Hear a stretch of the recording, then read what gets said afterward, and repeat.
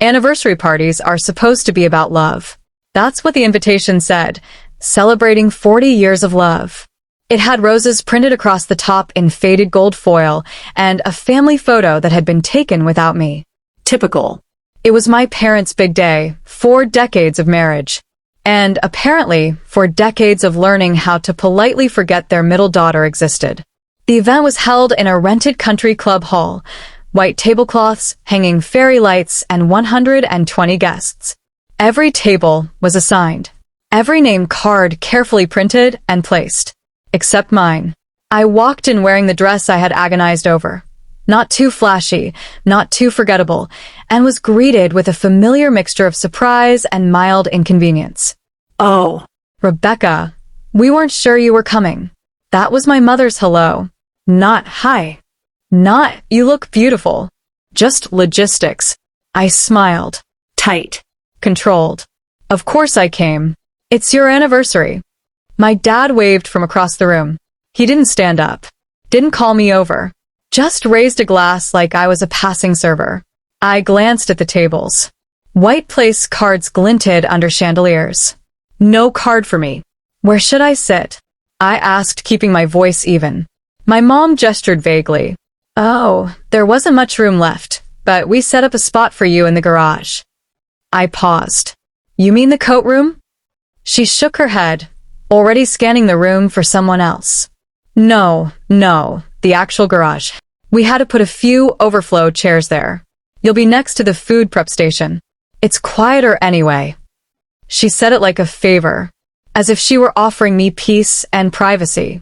As if I hadn't just been exiled to a corner of the building while my brother, his wife, and their 4 kids occupied an entire table near the cake. The worst part? I didn't argue. I nodded. I walked through the side door, past the catering trays and servers in black vests, and found the garage. It was cold. Dim. Smelled faintly of detergent and damp cement.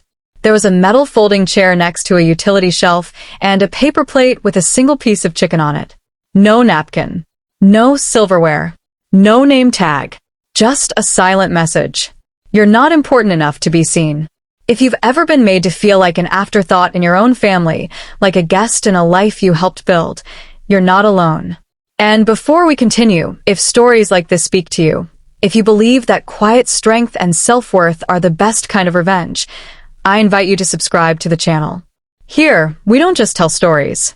We tell truths, the kind that heal, confront, and sometimes transform. Now, let's get back to that garage. I sat down. The chair creaked under me, like it was embarrassed too. I listened to the laughter coming from the main hall. Glasses clinking.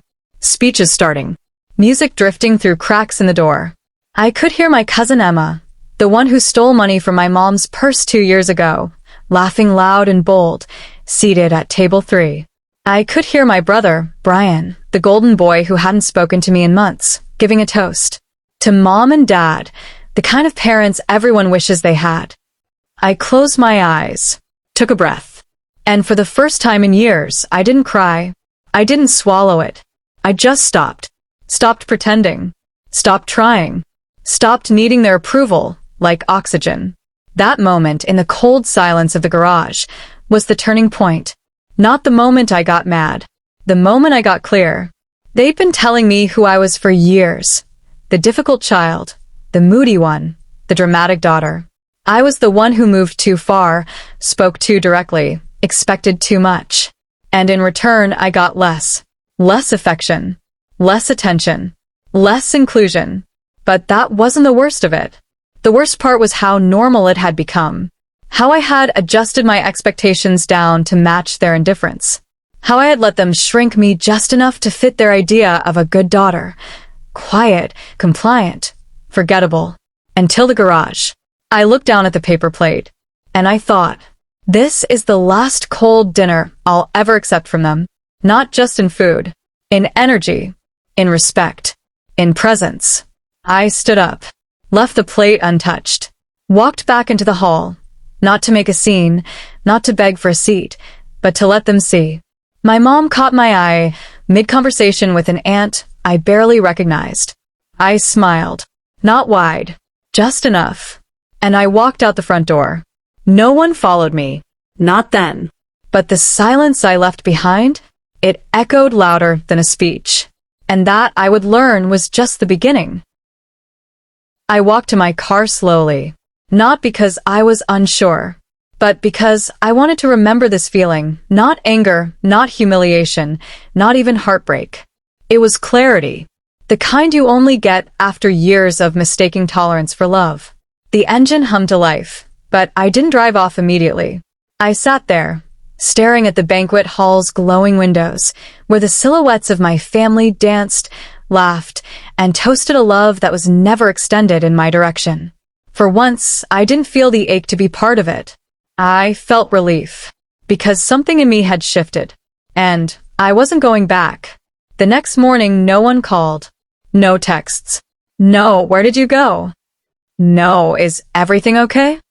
My absence didn't register. But somehow, that stung less than it used to. Because this time, I hadn't left with hope. I had left with a decision. I spent the day clearing out my inbox and scrolling through social media. Photos from the anniversary flooded my feed. Smiling cousins, gold decor, speeches tagged with #FamilyFirst. In one picture, my brother Brian was standing beside my parents, arms around them, with a caption, "Wouldn't be who I am without these two. Best role models ever." I almost laughed. The same brother who forgot my birthday 3 years in a row. The same parents who always claimed they treated us all the same, while never missing a chance to undermine me behind smiles.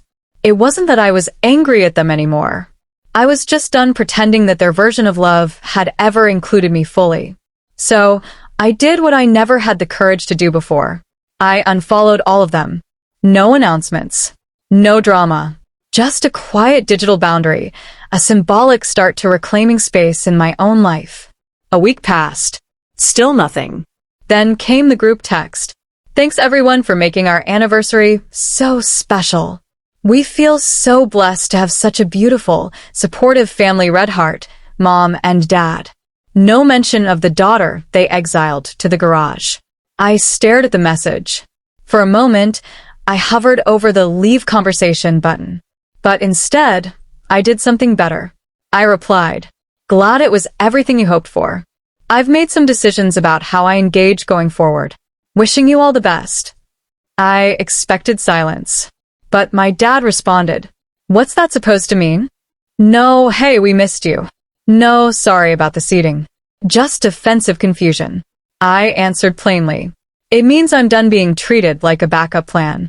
Like an afterthought. You put me in the garage. That wasn't about space. It was about respect." 20 minutes later, my mom called. I didn't answer. She left a voicemail. "Rebecca, this is very dramatic. You know how tight the seating was. We didn't mean anything by it. We just assumed you'd be fine. You always are." That last part stuck with me. You always are. It was her excuse and my curse. I was the one who never needed comforting, never demanded attention, never caused trouble. And in return, I got nothing. No protection, no space, no consideration. Because I was fine, right? Until I wasn't. The following weekend, I saw my therapist. We'd been meeting on and off for 2 years, mostly circling the same topics: boundaries, self-worth, family roles. This time, I walked in with something new. I left their anniversary. They sat me in the garage. Her eyebrows lifted. "How did you feel when you left?" I paused. Light. Like I'd finally stopped carrying someone else's expectations. She smiled. "That's not rebellion. That's growth." Over the next month, I started documenting everything, not out of revenge, but to unpack the truth. Every forgotten milestone. Every insult disguised as a joke. Every moment I was used, ignored, or blamed. I wrote it all down in a journal labeled, "Evidence of why I left." Not to justify it to them. To remind myself when the guilt returned. Because guilt is loyal, even when your family isn't. I stopped showing up to birthdays. I skipped Thanksgiving. I declined a cousin's baby shower invitation. And slowly, the calls came. Not because they missed me, but because they were confused. My silence had become an inconvenience. You're being so cold, Rebecca. What happened to you? You used to be so close to everyone. They didn't understand. It wasn't coldness. It was consequence. Then came the message from Brian. Short. Defensive. Predictable. I heard about your little garage meltdown. Grow up. You're not the main character. I reread it 5 times. Then I laughed. Out loud. Because that was the clearest confirmation that I had made the right decision. They wanted the version of me who stayed small, quiet, and compliant. But I had left her behind in that cold folding chair. A few days later, I received a card in the mail. No return address. Inside it said, "Family is everything. We hope you remember that before it's too late." No name. No handwriting I recognized. But I didn't need to. Because here's what they never understood. Family is not who you're born to. It's who shows up.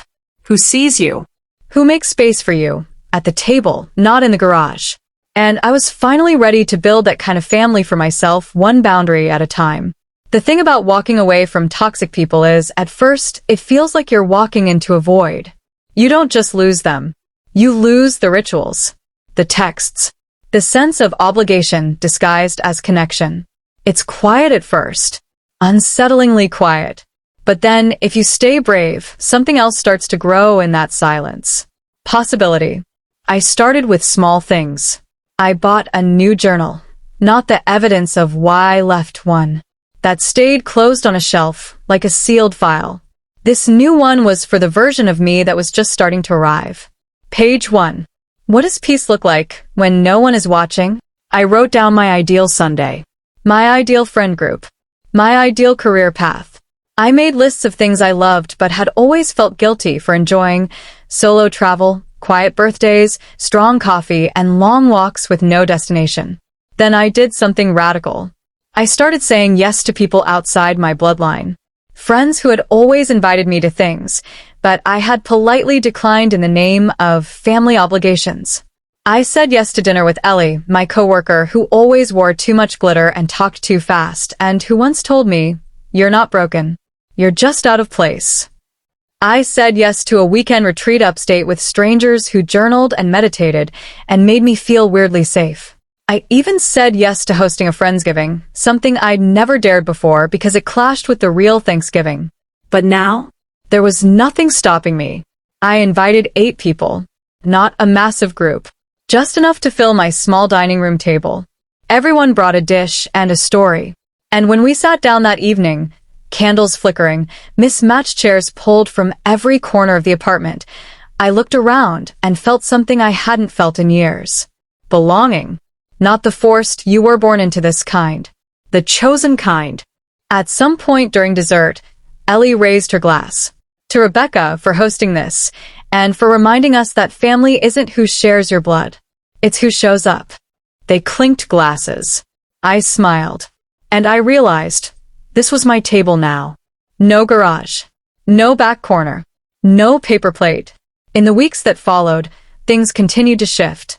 I took a break from all contact with my parents. At first, they resisted. Voicemails trickled in. My dad trying to sound casual, my mom pretending none of it happened. But I didn't respond. Not because I hated them, but because I needed space to figure out who I was without their version of me. One day, my cousin Leah reached out. She was one of the quieter ones, not cruel, not loud, just always there. Watching. Hesitating. Her message surprised me. "Hey. I know this might be weird, but I just wanted to say I saw what they did. The garage thing. I didn't know what to say at the time, but it wasn't right. You deserved better." I stared at the screen for a long moment. Then I replied, "Thank you. That means more than you know." We met for coffee. She was nervous. "I didn't want to get in the middle of anything," she said. "But when you left, it kind of made me look at how they treat me, too." She told me about being called too sensitive her whole life. About how her brother's bad behavior was always excused, but her tears were manipulative. We talked for 2 hours. By the end, she hugged me and whispered, "I thought you left because you were angry. But now I see, you left because you were free." That word stuck with me. Free. For so long, I'd seen my exit as an act of rebellion. But what if it wasn't rebellion at all? What if it was healing? I went home that night and looked around my apartment. Same walls, same furniture, but somehow it felt different. It felt like mine, like a life I had finally stepped into with both feet, not one still trailing behind in a room that no longer fit me. I pulled out a sticky note and wrote, "You were never too much. You were just in the wrong room." I stuck it on my bathroom mirror. The next morning, I saw it as I brushed my teeth. And I didn't just read it. I believed it. Then on a random Tuesday, the phone rang. Blocked number. I let it go to voicemail. My mom's voice, this time softer. "Rebecca, I know you're upset. I wish you'd just talk to us. It's not the same without you." I sat with the message for a long time. She wasn't apologizing. She was uncomfortable. She missed the convenience of me, not the core of me. And I realized something. Missing someone isn't the same as valuing them. A few days later, I received an invitation in the mail. My brother Brian's daughter, my niece, was turning 3. There would be a big party. Cake. Balloons. Family photos. The envelope was thick. Fancy. Inside was a handwritten note from my sister-in-law. "We hope you'll come. We're trying to move forward." There was no mention of what happened. No acknowledgement. No accountability. Just a request for me to return, to resume my old role. But that version of me? She was gone. I didn't RSVP. Not out of spite. But because going would mean pretending again. And I tasted something far better than approval. I tasted authenticity. I spent that Saturday reading in the park, phone off, sunlight on my face.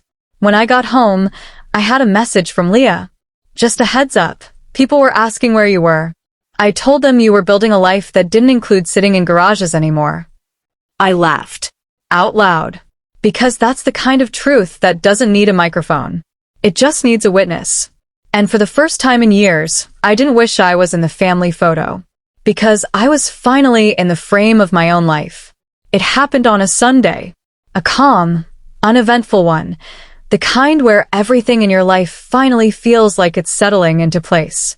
I was walking back from the market, arms full of sunflowers and oranges, when I saw the car parked in front of my building. My mother's.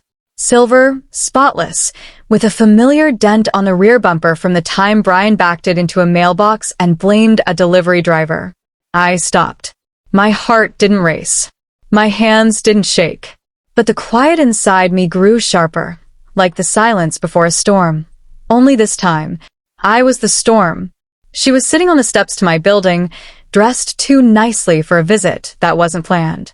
As I approached, she stood quickly, brushing off her jacket as if she needed something to do with her hands. "Rebecca," she said, her voice too high, too careful. "Hi."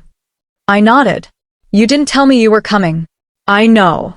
I figured you might not answer if I called." She wasn't wrong. "I brought coffee," she added, holding up a to-go cup like a peace offering. "Your favorite. Black, no sugar." That was surprising, but not enough to open the door. Not yet. We sat on the front steps. The sun angled across the sidewalk, and the smell of someone cooking garlic wafted through the neighborhood. She handed me the coffee. I took it, not out of forgiveness, but out of curiosity. We sat in silence for a while. And then she spoke. "You haven't been around." "No," I said. "You didn't come to Lily's birthday. Or Easter. Or, well, anything." I turned toward her, finally. "Why do you think that is?" Her lips pressed together. She looked down, then away, and finally back at me. "The garage, that wasn't meant to hurt you." I didn't respond. It was chaotic and space was tight, and I just thought you wouldn't mind. You always say you don't like crowds. I let the silence grow between us before answering. "You didn't think." "That's the point." She blinked. "What?" "You didn't think about me. That's how it's always been.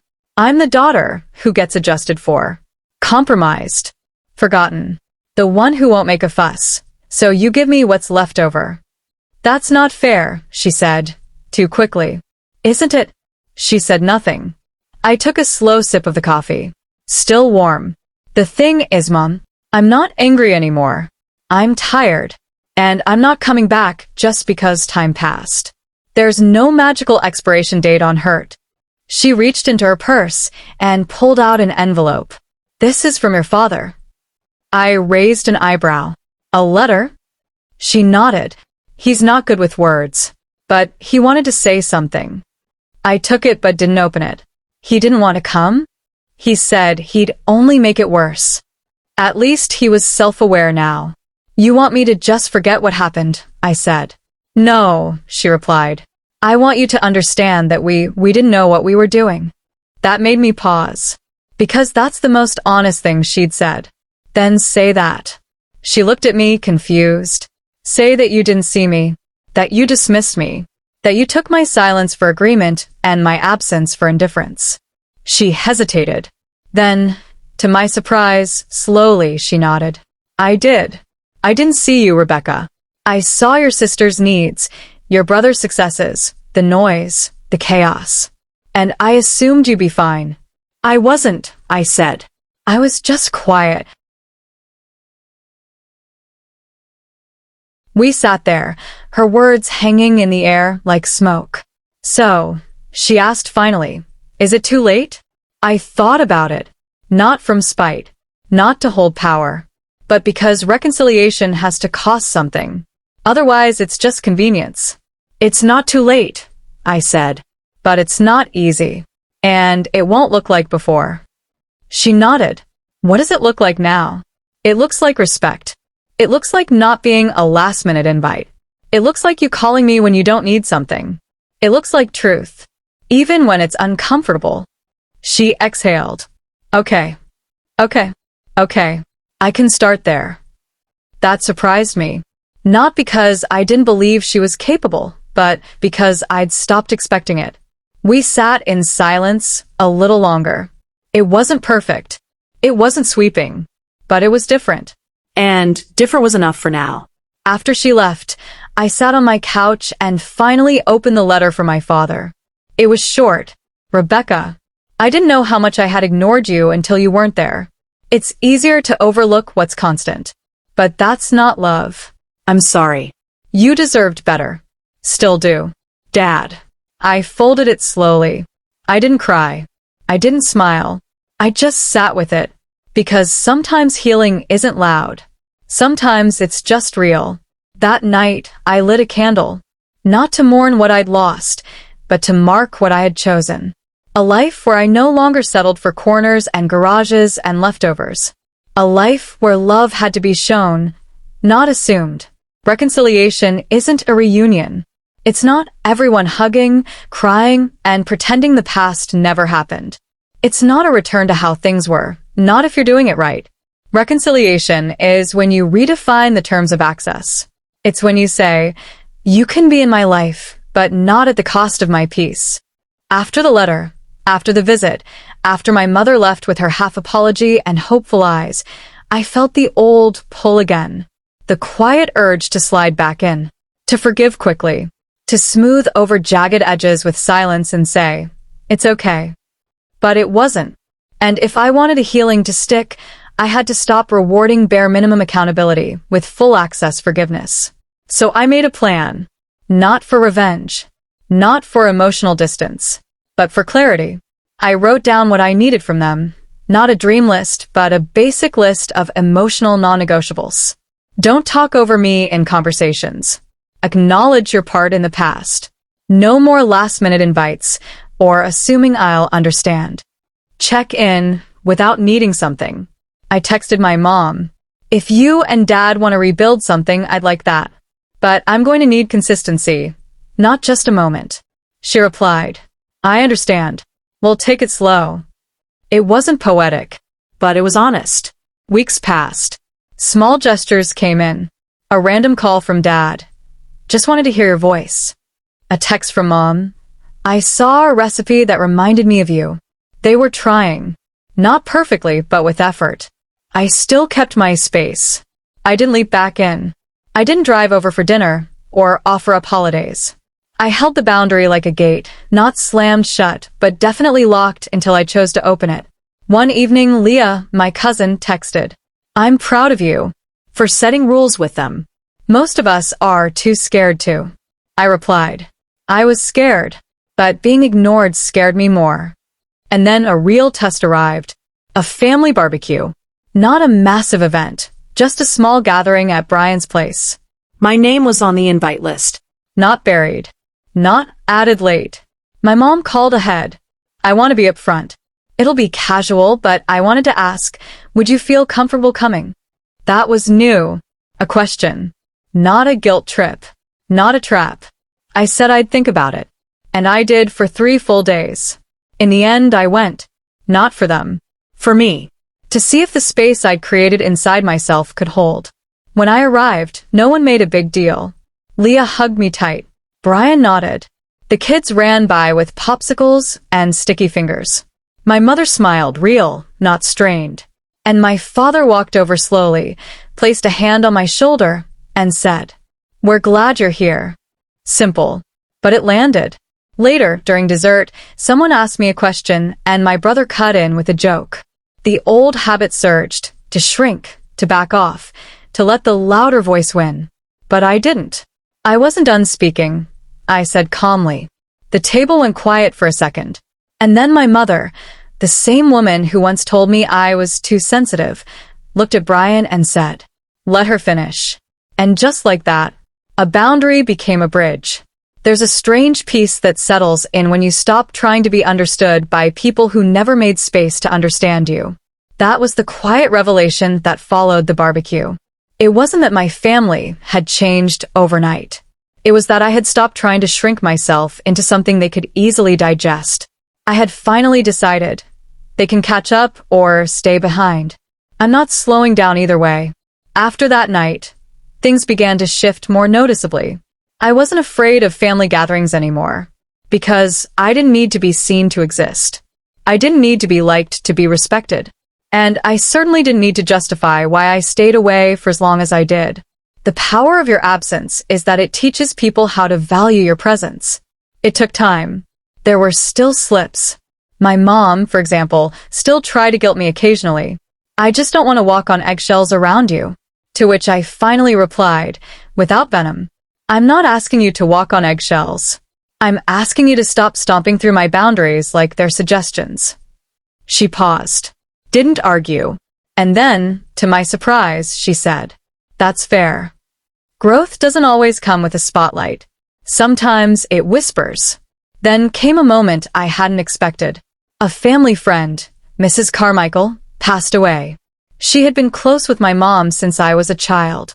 I hadn't seen her in years, but her presence loomed large in our shared memories.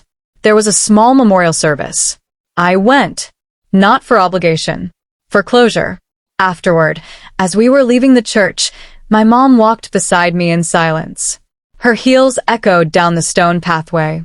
Then she stopped. "I want to ask you something." "Okay. When did you know it had to change? Us. All of this." I looked at her. Not in anger. Just memory. The garage. She winced. "That was the final straw?" "No," I said. "That was the confirmation." Confirmation of what? That I had spent my whole life accepting crumbs and calling it care. She didn't argue. She nodded slow. "I wish I had seen it sooner." I shrugged gently. "I wish I had said something sooner. But we all play the roles we're given until we learn we can rewrite them." That night, I journaled something that surprised me. I no longer need an apology to heal. I needed one once. But now? I've built something sturdier than regret. Boundaries, self-respect, peace. I don't want payback. I want freedom. And that's exactly what I had created. My friend Ellie, the glitter-wearing, energy-giving star of my inner circle, invited me to speak on a panel she was hosting at a women's retreat. The topic? Reclaiming your seat at the table. I laughed when she sent the invite. "Is this a joke?" I texted. "No," she replied. "It's karma. Come tell your story." So I did. There were 200 women in the room. Some young, some seasoned, all nodding before I even opened my mouth. I told them everything. The way my voice had been silenced in subtle ways for years, how I was trained to tolerate instead of question, how the moment in that garage didn't break me. It clarified me. At the end, a woman raised her hand and asked, "If you could go back, what would you say to that version of you sitting in the garage, wondering if it was all in your head?" I took a deep breath, looked out at the rows of women, and I said, "I'd say this. They're not treating you that way because you're weak. They're treating you that way because you've never demanded anything else. And the moment you do, everything changes." The crowd clapped. But more importantly, I saw the stillness in their eyes. That quiet shift. The moment where a truth lands. After the event, I stayed to chat with a few attendees. One woman hugged me tightly and whispered, "Thank you for saying it out loud. I've been waiting for permission to leave the emotional garage I've been in for years." That's the thing about truth. It echoes in people who haven't spoken it yet. The next week, I hosted another Friendsgiving. Bigger this time. More laughter. More light. No blood ties, but more family than any reunion ever held. As we sat around the table, real plates, candles, and music humming low, I made a small toast. To everyone here, thank you. For showing up. For being real. For proving that you don't have to accept the seat they give you. You can build your own table. And sometimes, the best revenge is simply not needing one anymore. They raised their glasses. And in that moment, I didn't feel healed. I felt whole. It's strange how you don't realize you've come full circle until you're standing somewhere familiar and you feel nothing. Not anger. Not grief. Just distance, the kind that feels earned. The holidays came again. This time, I had options. Not obligations. My inbox wasn't filled with assumptions. There was no passive-aggressive guilt trip disguised as an invite. Just a single message from my mother. "We'll be having a small dinner. You're welcome if you want. No pressure." And the most surprising part? She meant it. There was a photo attached. A simple table setup. No assigned seats. Just room. I didn't rush to reply. I sat with it. And I realized something. I didn't need to say no just to prove I could. That had been part of my growth. The fierce refusal to be included only when convenient. But now, my boundaries were strong enough to handle curiosity. Even grace. so I went. I brought a dish, my own recipe. Not to please, but to contribute. Not to impress, but to belong on my own terms. When I walked in, my father greeted me at the door with a hug. My mother led me to the dining room. "Sit wherever you like," she said, then added, "Really? No garage. No side room. No silence." It wasn't perfect. Someone made a backhanded comment about how I'd gone all Oprah since finding boundaries. But this time, my mom cut in. Actually, she's helped a lot of people. And I'm proud of her. I looked at her. For the first time, I saw not the woman who dismissed me, but the one who was trying. After dinner, my niece tugged at my sleeve. "Annie Bex, where did you go last year?" I paused. Kneeled beside her. I was somewhere learning how to be really strong. She smiled. "Did it work?" "Yeah," I said. "I think it did." That night, driving home, I passed the old country club where the anniversary party had been held. For a second, I considered turning in. Not to revisit pain. Just to see. So I did. The place was dark, empty for the night, save for a flickering security light by the back entrance. I walked to the garage door and stood there, remembering. Not as a victim, but as someone who'd climbed out of a quiet exile and reclaimed her voice. I wasn't angry anymore, but I also wasn't nostalgic. Because nostalgia only visits places where you were once safe. And I had never been safe there. I whispered out loud, to no one. She doesn't live here anymore. Not the version of me who accepted scraps. Not the one who rationalized neglect. Not the girl who convinced herself it was enough just to be tolerated. That version was gone. Not with a bang, but with a slow, intentional exit. Back home, I opened the journal I'd once titled Evidence of Why I Left. I flipped through the pages, memories, moments, wounds. I didn't cry. Instead, I turned to the final page and wrote, "She outgrew the room they locked her in. She built her own house. And she left the light on for anyone brave enough to find their own way out. Then I closed the journal, placed it in a drawer, and opened my new one. Page 1. What does love feel like when you don't have to earn it? The next morning, I got a message from a stranger. It was through my blog, a quiet little project I had started where I wrote about emotional invisibility, boundaries, and healing out loud. The message read, I didn't know anyone else felt this way. You put words to something I couldn't name. Thank you for sharing what I was too afraid to say. I sat with it for a while, then replied, You're not invisible. You're just in the wrong room. But I promise your people are out there. Build the door. Then open it. Months later, I was asked to speak at a family systems workshop, not as a therapist, but as a lived voice. I told my story to a room of parents, adult children, social workers. At the end, a man raised his hand. Do you think it's ever really possible to change a family? I answered slowly. No. But I think it's possible to change your place in it. And sometimes when you do, the family follows. My mother came to that event. She sat in the back, said nothing during the Q&A, but after, she hugged me tightly. No advice, no correction, just a whisper. I'm listening now. Healing isn't always reconciliation. Sometimes it's the creation of a completely new way to exist in an old space, with power, with voice, with boundaries that say, I am not here to perform for love. I am here to be seen. And if they still don't see you, you keep walking. Because love, real love, doesn't seat you in the garage. It opens the door and says, You've always belonged. We just had to learn how to show it. And if they never learn, you still win. Because the girl in the garage, she left. And the woman she became, she doesn't need a seat at their table. She built her own.